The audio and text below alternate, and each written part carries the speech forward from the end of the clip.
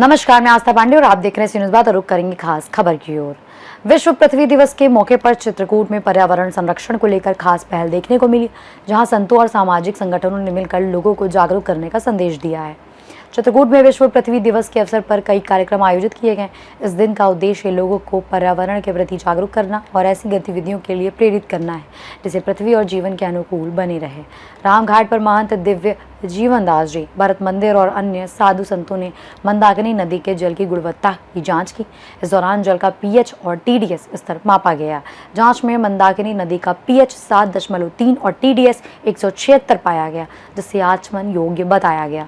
महंत दिव्य जीवन दास ने बताया कि नदी के जल की शुद्धता की समय समय पर जाँच की जाती है और ज़रूरी पड़ने पर सफाई अभियान भी चलाया जाता है ताकि नदी स्वच्छ बनी रहे। वहीं भारतीय कम्युनिस्ट पार्टी द्वारा कैंप कार्यालय में गोष्ठी का आयोजन किया गया, जिसमें पर्यावरण संरक्षण पर जोर दिया गया। वक्ताओं ने कहा कि जीवनदायी संसाधनों को स्वच्छ और सुरक्षित रखना हम सभी की जिम्मेदारी है। कार्यक्रम में वृक्षारोपण, प्राकृतिक जल स्रोतों के संरक्षण और मंदाकिनी नदी को प्रदूषण मुक्त रखने के लिए लोगों से आगे आने की अपील भी की गई। इस वर्ष विश्व पृथ्वी दिवस 2026 की थीम हमारी शक्ति हमारा ग्रह रखी गई है, जो सामूहिक जिम्मेदारी और पर्यावरण संरक्षण के महत्व को दर्शाती है। जिला सचिव एडवोकेट अमित यादव ने कहा कि हर व्यक्ति को अपने नाम से पेड़ लगाना चाहिए और उसकी देखभाल भी करनी चाहिए। साथ ही नगर पालिका से ऐसे स्थान उपलब्ध कराने की मांग की गई जहाँ लोग पौधारोपण कर सकें।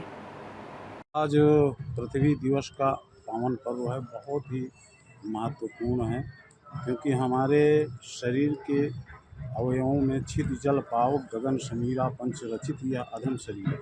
पृथ्वी तत्व, जल तत्व आदि आदि सारे तत्वों का समावेश है, जिनके माध्यम से हमारा ये शरीर चलता है। अगर ये किसी में भी इनमें कमी हो गई तो हमारा शरीर स्वस्थ नहीं रहता और हम चल नहीं सकते। और जैसा कि पृथ्वी में ही जल है और जल ही जीवन है, और पृथ्वी का लगभग 71% जल के द्वारा है, इसका भाग जल का है। इसी प्रकार से हमारे शरीर में भी लगभग 70% जल के ही माध्यम से इसकी संपूर्ति होती है, और लोगों का भी प्रतिशत लगभग 71% वो जल के माध्यम से है। इसलिए जल की स्वच्छता, शुद्धता अनिवार्य है। और आज जैसा कि अभी हम लोगों ने देखा कि पीएच जो है ठीक है, लगभग 7.3, और टीडीएस थोड़ा सा बढ़ा हुआ है, 176 के लगभग है। तो इन अवसरों पर, पावन अवसरों पर हम माँ मंदाकिनी की शुद्धता पवित्रता के लिए इसके जल की माप करते रहते हैं, इसकी शुद्धता के लिए। और इसके साथ ही जब देखते हैं कि ज़्यादा प्रदूषण है तो उसके लिए प्रयास भी किया जाता है सफाई अभियान के माध्यम से, और जनता जनार्दन को सचेष्ट करके कि इसमें किसी प्रकार का भी प्रदूषण सामग्री न डालें जिससे कि ये प्रदूषित हों, क्योंकि जल ही जीवन है। जल के बिना हमारा जीवन संभावित नहीं है। अगर जल अपवित्र हो गया तो निश्चित रूप से हम स्वस्थ नहीं रह सकेंगे। इसीलिए इनकी पवित्रता और शुचिता के लिए, प्रदूषण मुक्ति के लिए अधिकतर हम लोग हर माह में ये माप करते रहते हैं। और जैसे ही प्रदूषण की मात्रा ज़्यादा होती है तो हमारा ये प्रयास रहता है कि इसकी सफाई हो और इसकी अपवित्रता दूर हो, इसकी शुचिता कायम हो, इसके लिए हमारा शत प्रयास रहता है। इसको महाराज जी और थोड़ा सा जोड़िए। मात्र पृथ्वी में ही जीवन अभी तक जो खोजें हुई हैं, जो अन्वेषण हुए हैं, उनके हिसाब से पृथ्वी में ही जीवन की प्राप्ति होती है। और जीवन के लिए क्षिति माने पृथ्वी, जल और आकाश, ये सारे तत्वों के समावेश से, इनके सन्निवेश से ही इस शरीर की, इस जीव की का जीवन होता है। इसलिए इनकी पवित्रता और शुचिता बहुत अनिवार्य दशा है। यदि ये पवित्र नहीं होंगे, शुद्ध नहीं होंगे, चाहे वो जल हो, चाहे वायु हो, चाहे पृथ्वी तल हो, चाहे अनल हो, तो निश्चित रूप से कहीं ना कहीं हम और हमारा जीवन प्रभावित होगा और हम बीमार पड़ेंगे या कोई ना कोई रोग हमें हो जाएगा। इसलिए इनकी शुचिता और पवित्रता के लिए हमें निरंतर प्रयास करते रहना चाहिए, क्योंकि इसी के माध्यम से हमारा जीवन संभावित हो सकता है। जैसा कि कहा भी गया है, जल ही जीवन है, बिना जल के जीवन संभावित नहीं है। और जल में ही 71% रोगों का वास है। अगर अपवित्र जल हम पान करते हैं, अपवित्र जल का सेवन करते हैं, तो अनेक रोगों से हम ग्रसित हो सकते हैं। इसलिए जल की पवित्रता के लिए, पृथ्वी की पवित्रता के लिए, आकाश तत्व की पवित्रता के लिए हमें निरंतर प्रयास करते रहना चाहिए, जिससे हमारा जीवन निर्बाध गति से संचालित होता रहे, चलता रहे, और हम किसी भी प्रकार से रोगग्रस्त न हों। इसके लिए ये अनिवार्य दशा है। उसके लिए महाराज जी क्या जैसे क्या चीज़ करना चाहिए? अनेक उपाय हैं इसके लिए, जैसे कि वायु की पवित्रता के लिए हम पौधारोपण कर सकते हैं, और उसके माध्यम से जैसा कि सभी को ज्ञात है कि वो कार्बन डाइऑक्साइड को अवशोषित करके जो हमारे लिए जीवनदायिनी गैस है ऑक्सीजन, उसकी प्राप्ति पौधे हमें कराते हैं। तो निश्चित रूप से हमें वृक्षारोपण भी समय समय पर करते रहना चाहिए, जिससे कि हमारा जीवन अबाध गति से चलता रहे, क्योंकि शुद्ध हवा पौधों के माध्यम से ही हमको मिल सकती है। इसलिए पौधारोपण भी अनिवार्य दशा है, पौधों को लगाना जरूरी है। देश में लोग तमाम बातें करते हैं, विकास की बात करते हैं, जनता के लिए हर सारे सुख देने का, दुख दूर करने की बात हम और आप, तमाम सरकार, जनता और जनप्रतिनिधि करते हैं। लेकिन जहाँ पर हम रहते हैं और जो सारे विश्व में हर व्यक्ति को क्या चाहिए, ऑक्सीजन चाहिए, हमें वैसा टेम्परेचर चाहिए, वैसे खाने के लिए हमें चाहिए, जीने के लिए चाहिए। तो कोई एक ही प्राणी नहीं है, मनुष्य भर नहीं है, तमाम प्रकार के जीव जंतु, हर व्यक्ति, हर वो प्राणी जो पृथ्वी पर रहता है, सभी को जीने का हक है। लेकिन अगर हक मारने का काम किया जाए तो साथियों प्रकृति भी नाराज हो जाती है। और तमाम ऐसे कारण हैं, जैसे प्रलय जिसको कहते हैं, तो कहीं बारिश हो जाती है, तो कहीं अचानक पहाड़ गिरने लगते हैं। तो जो ऐसी वृष्टियाँ हैं वो ऐसा कैसे बचाएं, इस पर हम सब लोगों को ध्यान देना होगा। ऑक्सीजन बचाने के लिए, जल बचाने के लिए, और जब हम इनको बचाने का उपाय करेंगे तो ऑटोमेटिक प्राणी बचेंगे। आज हमारे जितने भी विकसित देश हैं, विकासशील देश हैं, उन देशों में भी कार्बन का उत्सर्जन एक छोटे से देश जो विकसित नहीं है, विकासशील देश है, उनसे ज़्यादा वो कार्बन का उत्सर्जन कर रहा है। हर घर में एसी है, तो एसी क्या कार्बन का उत्सर्जन नहीं करता? बहुत उत्सर्जन करता है। हमें तापमान को कम कैसे करना, इस पर हमें ध्यान देना होगा। आप नगर पालिका में इस जितने भी देश हैं उन सबको एक चिन्हित करना होगा शहरी इलाके में कि ये इलाका ग्रीनलैंड है, इस पर पेड़ लगाया जाएगा। हमारे यहाँ तमाम पेड़ लगते हैं, अरबों खरबों रुपया खर्च करती है गवर्नमेंट, लेकिन पेड़ बचते कहाँ? लगाए जाते हैं, लेकिन पेड़ बचाने की जो कवायद है वो सरकारें और यहाँ के जनप्रतिनिधि, यहाँ के कर्मचारी, अधिकारी नहीं कर रहे। जनता का पैसा है, जनता के लिए है, जनता के जीवन को सुधारने के लिए है, लेकिन वो प्रयोग नहीं हो रहा। इस पर भी घोटाला है। अरे भाई, हम रहते हैं, हम कैसे जिएंगे? हमारे आने वाली पीढ़ी कैसे जिएगी? नहीं जी, पेड़ लगाने से भक्त नहीं होता। संरक्षित करेंगे, तापमान को हम कैसे संरक्षित करेंगे, कैसे बराबर रखेंगे ताकि हमारा जीवन है और जो प्राणियों का और जो टेम्परेचर का, तापमान का जो संतुलन है वो कैसे कायम रहे, इस पर सरकारों को, हम सबको ध्यान देना होगा। और जब हम इस पर ध्यान देंगे, कवायद शुरू करेंगे पूरे नगर पालिका में, हमारी इस चित्रकूट में, कर्मी नगर पालिका में क्यों नहीं चिन्हित किया जा रहा? पेड़ लगाइए, वो जमीन अलग कर दीजिए, हम सब पेड़ लगाएंगे।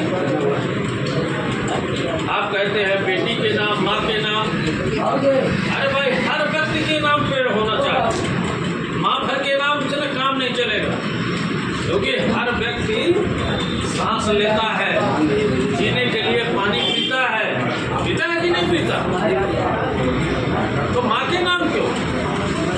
हर व्यक्ति के नाम वृक्ष होना चाहिए और वृक्ष लगना चाहिए और उस लगे हुए वृक्ष को संरक्षित करना चाहिए।